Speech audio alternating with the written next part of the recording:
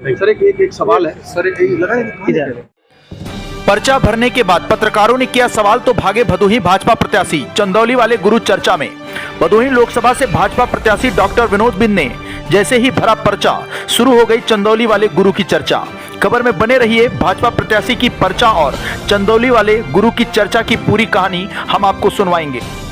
दरअसल मिर्जापुर जिले के मझवा विधानसभा सीट से निषाद पार्टी के वर्तमान विधायक डॉक्टर विनोद कुमार बिंद को भदोही से बीजेपी ने उम्मीदवार बनाया है। चंदौली के रहने वाले विनोद ने समाजवादी पार्टी से राजनीतिक शुरुआत की। हालांकि भदोही में सपा के टिकट पर विधानसभा ज्ञानपुर से दावेदारी करने के बाद खबर आई कि डॉक्टर साहब ने तत्कालीन विधायक के सामने लड़ने से मना कर दिया था। निषाद पार्टी से विधायक बनने के बाद बीजेपी ने उन्हें भदोही से चुनावी मैदान में उतारा है।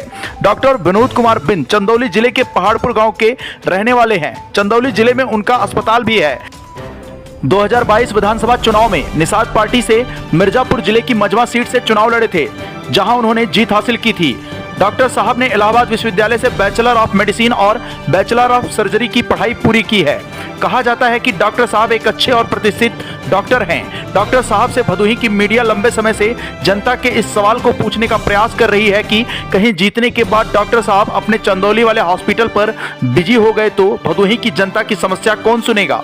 लेकिन डॉक्टर साहब चंदौली की मीडिया भी साथ लाए हैं। मजाल है कि भदोही की मीडिया डॉक्टर साहब के पास तक पटक जाए।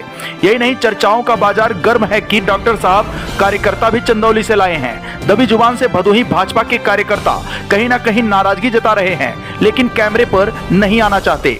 4 मई 2024 को प्रदेश के उप मुख्यमंत्री ब्रजेश पाठक का आगमन हुआ। दबी जुबान से कार्यकर्ता अपनी व्यथा कहते सुने गए कि चंदौली वालों के चक्कर में भदोही वालों का कोई ध्यान नहीं दे रहा।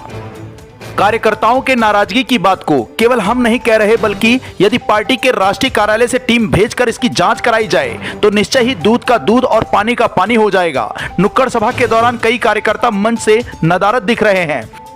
बीते दिनों जनपद के डीग क्षेत्र से खबर आई कि नाराजगी होने के कारण जब पदाधिकारी देर से पहुंचे तो जिला भाजपा इकाई द्वारा जिम्मेदारी किसी और को सौंप दी गई। गौरतलब है कि चंदौली वाला गुरु डॉक्टर साहब के साथ चंदौली से आए कार्यकर्ताओं और पत्रकारों को कहा जा रहा है। जब कार्यकर्ताओं से कैमरे पर बोलने को कहा गया तो उन्होंने वीडियो कैमरे पर न दिखाने का आग्रह किया।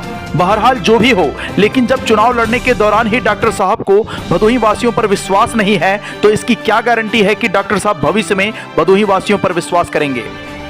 हम डॉक्टर साहब से आग्रह करेंगे कि चंदौली की मीडिया में नहीं बल्कि भदोही की मीडिया में बयान जारी कर भदोही वासियों की इस शंका का समाधान करने का प्रयास करें।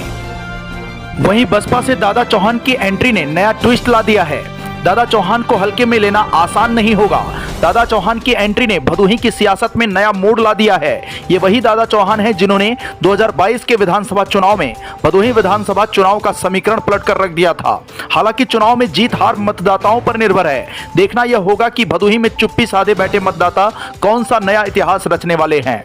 जनपद भदोही से सुरेश कुमार मिश्रा के साथ दीपक कुमार मिश्रा की रिपोर्ट। भदोही की जनता को, देवतुल्य जनता को धन्यवाद दूंगा जो इतना अपार जन समर्थन मिला और सभी लोगों ने चढ़ बढ़ कर नामांकन में भाग लिया। कितने सीटों में दाखिल किया है? कितने सीटों में पर्चा दाखिल किया है आपने? 2 सीटों में पर्चा दाखिल किया।